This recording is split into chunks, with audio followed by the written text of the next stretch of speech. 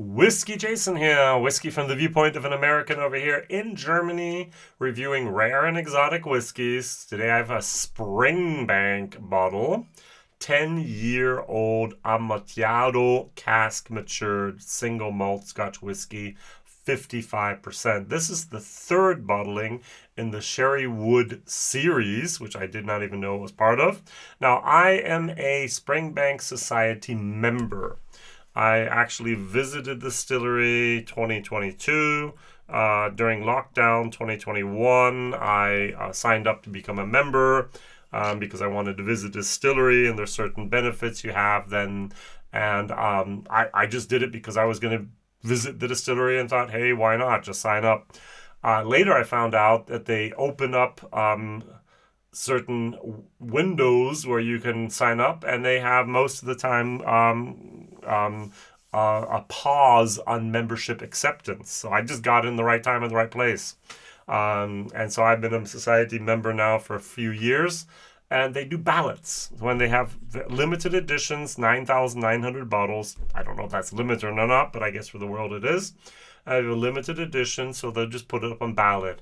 And I have to buy the bottle in pounds. I have to give them my credit card number. And then if I win the ballot, they will just charge my credit card and send it over. And then afterwards, I always write a nice little email and say, hey, could you please send an invoice with VAT? And they write back, oh, yeah, Jason, we look forward to watching your video.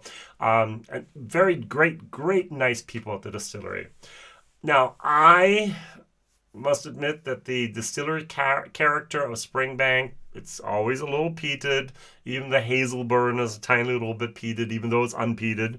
And the Longrow, is very peated as well. It's just not my flavor profile. So why did I buy the bottle?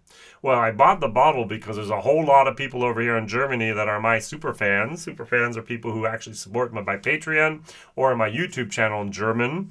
And they have a special bottle share group. They always get each and every bottle share an hour before anyone else does.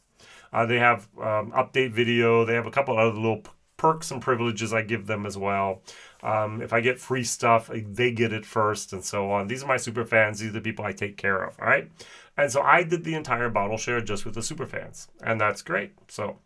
And I knew someone would like that. What I did not know is that this bottle would actually be reaching Germany in the normal channels, and those normal channels just don't seem to work out. So I paid, with everything said and done here, 139 euros. All right, so that's still a lot of money, I think, for a 10-year-old whiskey. Now, if I look at the prices that are at the moment asked for, the cheapest price in Germany is 349 euros. As I said, I paid 139. Someone's asking 379 euros. One other shop's asking 399 euros. This just is so out of hand. This is not even funny. And I would suggest to Springbank less bottles on the official, Hanseatische Weingesellschaft, less bottles on the official distributor in the countries, for example, Germany, and have more people doing the ballot system as well. So I won mine on ballot. So if you look here, I have the UK sticker still on there. What do I have? I have a 10-year-old whiskey that was distilled in July of 2024. It was bottled on the 2nd of September 2024. It's 10 years old. So what they did is they put the distillate into refilled bourbon casks for 5 years, and they re-racked them for the last 5 years into fresh Amontillado casks. Those are hogsheads, 250 liters, made out of American oak. So 9,900 bottles, 55% ABV. And in my nice little wonderful book here from the Malt Whiskey Yearbook 2025, it says the following, and I always forget this, so I need to read a little bit. So I do know that Springbank is distilled 2.5 times. I do know that Hazelburn is distilled then 3 times. I do know that Longrow is distilled twice. But what I always forget is Springbank has about 12 to 15 ppm. And what they do is, when Springbank is produced, the malted barley is dried using 6 hours of peat smoke and 30 hours of hot air. So the production plan for 2024 is to do 6 mashes per week, which means 210,000 liters of Springbank and 25,000 liters each of Longrow and Hazelburn. So a total of 260,000 liters from Springbank of the total capacity of their stills, which would be 500,000 liters. Their bottleneck, of course, is the malting. Now, I'm going to read a tiny little bit from this. It says Springbank has been owned by the same family, the Mitchells, since 1837, and no other Scottish distillery can display such a remarkable heritage. Now, on the side of the bottle, it says here, established 1828, so they're 9 years, basically, or 8 years, where the Mitchell family did not own the distillery. Interesting. This came to an end in 2023 when Hedley Wright, the great-great-grandson of one of the founders, passed away. Now, Mr. Wright didn't have any children, but his demise doesn't mean the days of Springbank's independence are over. Years ago, Hedley Wright had made plans for the time when he was no longer present, and the majority of the company's shares were put into a trust to safeguard the future. So it's now a trust. Isn't the Addington Group also a trust? Macallan, Highland Park, and so? All right, what am I going to compare it to? You know me, I like to compare. Springbank 10. The better comparison would be the Springbank 12 cask strength. I just don't have at the moment open, but I do have the 10, and so I thought that would be okay. 46% ABV. That's that. Now, many people, including Ralphie and a lot of other people in the world, love Springbank. I like the team there. I like the fact that you can do the week of, you pay to work there for a week. I think it's crazy. And there's a waiting list now. I used to be 5 years. Now I think it's still a 2-year waiting list of everyone going in there and actually having to work and do all that. But you learn so much, and it's just a great experience, and you become part of the family of Springbank. And that's great. So let's nose this. Sorry. There's a friend of mine. His name is the Malt Kanzlei. The word Kanzlei means the law firm. He's actually a lawyer, and he's a good friend of mine over here in Germany. And he actually has written on Whiskybase a wonderful review about this whiskey in German. So, Dirk, I'm going to steal your words and help people understand what this is. Okay, it says here, the third bottling in Springbank's 5-part sherry series, once again delves deeply into the influences of the sherry cask types. For the Amontillado version, I like the nose. The new make was first matured for 5 years in ex-bourbon casks before being stored for a further 5 years in fresh Amontillado sherry cask. The nose reveals, and that's where I really must mention his notes are great, dried fruit, roasted nuts, and an earthy touch, underlined by cherry, blood orange, and a hint of salty spray. Now on the palate, it is smooth, creamy, and almost drinkable. What does it mean almost? Almost drinkable for, it says zuffig. It means almost, so it's almost moreish for 55% alcohol. Savory nuances such as smoked meats and cheddar wood combine with sweet molasses and vanilla, accompanied by a noticeable tannin structure. The finish is dry and long-lasting with light pear notes, wood, apricots, dried herbs, and salty, nutty elements that perfectly combine the typical Campbelltown character. The funk is what he says here, with the sweet depth of the sherry. The unmistakable Springbank funk is particularly evident in the finish, which confidently holds its own against the powerful influences of the Andalusian Amontillado casks, another unique dram in a very cool series. Hashtag Malt Kanzlei, one word. Dirk, couldn't said it better.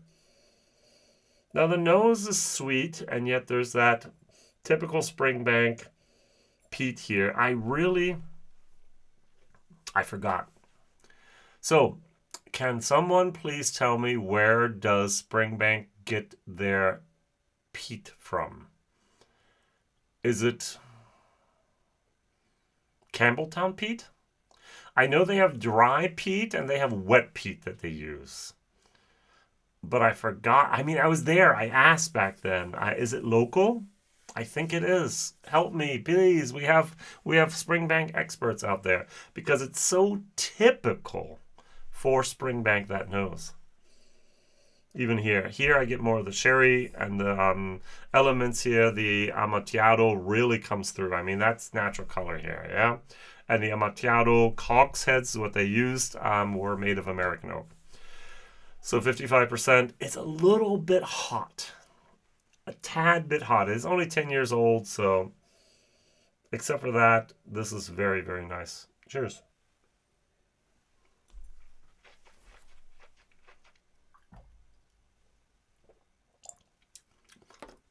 Tiny little bit of heat towards the end. Springbank, Amontillado, a little bit of wood, a little bit of vanilla, a little bit of heat, a little bit of pepper. It's more of a white pepper moment. Good. This is Dirk.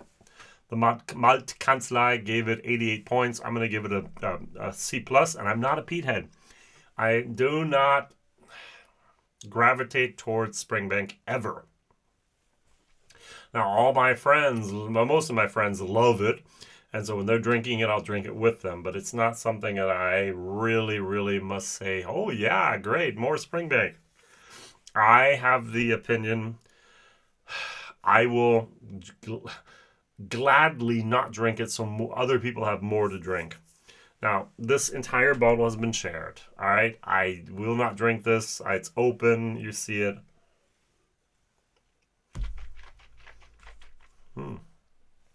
I will not flip the bottle. That's not something I do. Even though sometimes I'm a little tempted. It's like, hey, I can make €150 profit like that with a flipping the bottle. But nah, I like to share. I like to make other people happy as well. That is well managed. So value for money, €139. I'm going to give it a D. This is not a bottle you go out and look for. I'd say, oh, this is a bargain. You go out and you buy Springbank because you are a Springbank disciple. You are a Springbank fan. You're part of the Springbank cult. And therefore you have the bottle and you enjoy the bottle and you share the bottle and you open the bottles and you let other people enjoy that as well. Is Springbank still rare? Yes. Is it still difficult to find? Yes. Are there some parts of the world that have a little bit more Springbank? Yes. Are there other parts of the world where it's just totally sold out? Definitely. Will Springbank be able to do something about that in the near future? Probably not. They need to build more malting floors. I understand the concept that they need to malt everything themselves. I don't like it, but they okay. Very, very good. For me, the question is, and I know this is almost like heresy for many people, do they really need to have a malting floor? Can't they just use the tumbler dryer and do that? But of course, it's not traditional. They do everything hand, everything tradition. Oh, wow. They're even thinking, I mean, this Kilkerran that they work with, as well as Springbank, and also they're thinking about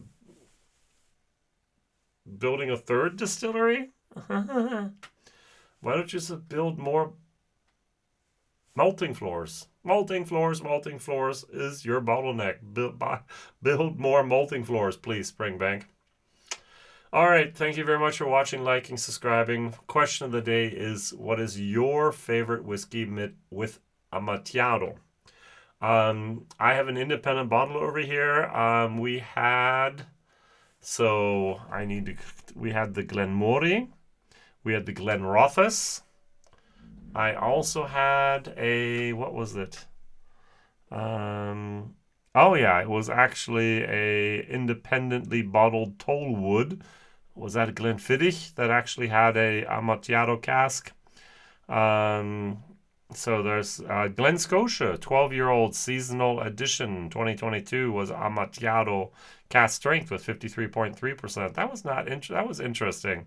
And Glenallachie actually had, with the wood collection together with the Fino the Amontillado and the Oloroso sherry, the wood collection. That wasn't that long ago. That was nice. But I haven't had very many other whiskeys that I've had Amontillado. What is your favorite? Write it down in the comments. I forgot to try the 10-year-old. This 10-year-old is a little smokier than that. Wow. And the sherry is much more evident with the bourbon than that is here with the Amontillado. Thank you very much. Liking, for subscribing, for telling others, sharing, and I will see you, and commenting. I'll see you back here real soon. Bye-bye.